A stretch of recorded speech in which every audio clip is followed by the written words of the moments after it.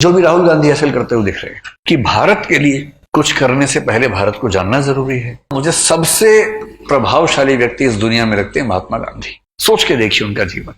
भगवान राम की जिंदगी देखेंगे, वनवास वाली पूरी कहानी, तो वो भी आपको ऐसा नजर आएगा। और महात्मा गांधी के साथ भी देखिए 1915 के आसपास वो व्यक्ति सफल होकर, ब्रिटेन से पढ़ा हुआ है, बैरिस्टर है, साउथ अफ्रीका में एक मूवमेंट किया, वहां सफल हो गए। अब तो पढ़ चुके आधुनिक भारत ना, भारत में आ गया है। वहां सफलता का स्वाद भी उनको लगा हुआ है। उनको भरोसा है कि यहाँ कुछ हो जाएगा। उम्र उनकी उस समय 45 साल के आसपास है, यानी व्यक्ति मैच्योर भी है। ऐसा नहीं कि वो बचपना कर रहा है, एक मैच्योर एज में भारत पहुंचे हैं। और उनका तरीका बड़ा ठीक है, जो भी राहुल गांधी हासिल करते हुए दिख रहे हैं कि भारत के लिए कुछ करने से पहले भारत को जानना जरूरी है। तो पूरे भारत को पहले समझा उन्होंने, यात्राएं की, देखा, फिर 2-3 छोटे छोटे मूवमेंट्स किए, चंपारण वगैरह किया, एक जिसको बोलेंगे नेट प्रैक्टिस भी कर ली कि अब मैं इस समाज के मिजाज को समझ पा रहा हूं, अब कुछ बड़ा करेंगे। और वहां से खिलाफत को अगर न भी केंद्र में रखें, असहयोग आंदोलन हम कह सकते हैं कि बड़ा एक उनका प्रयास है। और उनके मन में ऐसा महसूस उनको हो गया है कि बहुत मुश्किल नहीं है। अंग्रेज सत्ता इसलिए चल पा रही है क्योंकि भारतीयों का मौन सहयोग मिला हुआ है। अगर सहयोग नहीं मिलेगा तो कहां से चलेंगे, तो असहयोग करते हैं। और उनके मन में है कि अगर ठीक से असहयोग कर दिया तो 1 आध साल होते होते शायद चीजें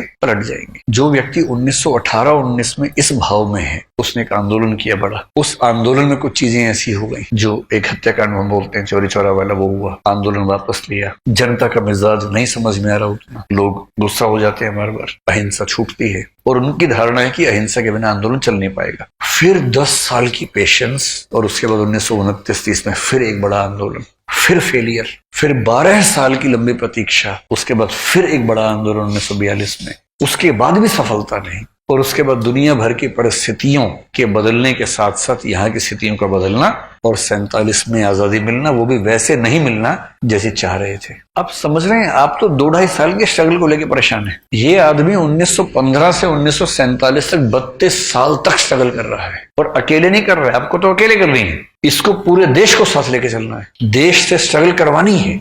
कितनी बार जब हारते होंगे, एक आंदोलन फेल होता होगा, कितनी गालियां पड़ती होंगी, अपने ऊपर सवाल खड़े होते होंगे मन में कि हो पाएगा या नहीं हो पाएगा। हमारा तो एक प्रीलिम्स बिगड़ जाता है, हमें लगता है कि यार पता नहीं होगा कि नहीं होगा। इन्हें तो प्रीलिम्स, मेंस, इंटरव्यू सब बिगड़ता था बार बार। और उसी प्रोसेस में उनके अपने बच्चे उनके कंट्रोल से बाहर निकल गए, उनका एक बेटा हिंदू धर्म छोड़ देता है। इन सारी चीजों को मैनेज करते हुए ये आदमी लगातार एक भरोसा खुद पे बनाए रखते हुए, सब पे बनाए रखते हुए अगर यहाँ तक पहुंचता है।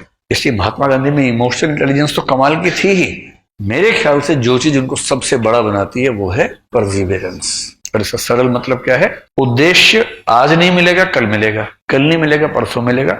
जितना भी समय लगे, जितनी भी ऊर्जा लगे, जितनी भी थकान हो, जितनी बार हारना पड़े बीच में, जितनी बार गिरूंगा फिर उठ खड़ा होऊंगा और अपने पूरे मजबूत इरादे के साथ उस तरफ बढ़ता रहूंगा। और अंत में क्यों सफल नहीं होऊंगा भाई, क्यों नहीं होऊंगा सफल, ये तेवर चाहिए। और आपसे मैं कह रहा हूं, 2 साल की लड़ाई है, बीच बीच में ऐसे क्षण आएंगे। जिस दिन ऐसा हो ना कि एक दिन नहीं पढ़ पाए, उसकी भरपाई अगले दिन हो जानी चाहिए। हाँ, आप लोग जिस उम्र में है ठीक है, महीने में 30 दिन में 3-4 दिन ऐसे आएंगे कि आप नहीं पढ़ पाएंगे, सामान्य बात है। कभी घर जाना पड़ गया, कभी घर से कोई आ गया, कभी किसी दोस्त की तबीयत खराब हो गई। पत्थर मत बन जाना कि दोस्त की तबीयत खराब है कि यार मुझे बहुत तेज बुखार हो रहा है, आप कह रहे मेरे 3 घंटे बचे पढ़ने में, पढ़ा रहे आराम से। ऐसी पढ़ाई काम की नहीं है, उस दिन छोड़ दो पढ़ाई। महीने में 3-4-5 दिन ऐसे आएंगे जब पढ़ाई नहीं हो पाएगी, गोली मारो उस दिन। 25 दिन 10-10 घंटे पढ़ लीजिए, 250 घंटे हो गए। पूरे महीने की एवरेज से निकालेंगे तो 8 घंटे की एवरेज आ जाएगी। या 25 दिन 12 घंटे पढ़िए, 300 हो गए, 10 घंटे की एवरेज हो गई महीने की। आप मान के चलिए कि महीने में 25 दिन ही अंततः आपके हाथ में है, 3-4-5 दिन तो हाथ से निकल ही जाएंगे। पत्थर मत बन जाना उस चक्कर में कि माँ कह रही है कि बेटा बहुत दिन से मिले नहीं, एक दिन के लिए आ जा। आप कह रहे हैं माँ सर ने कहा था रोज 10 घंटे, माँ 3 दिन आऊंगा, 30 घंटे जोड़ के करना पड़ेगा, पूरा महीना निकल जाएगा। तो माँ समझ लो कि मैं भगवान राम की तरह वनवास पे हूँ, डिस्टर्ब मत करो माँ, एकदम डिस्टर्ब मत करो, आप बहुत परेशान करती हो। उधर से माँ की आंख से आंसू बह रहे हैं, ये ड्रामा मत करना, है ना।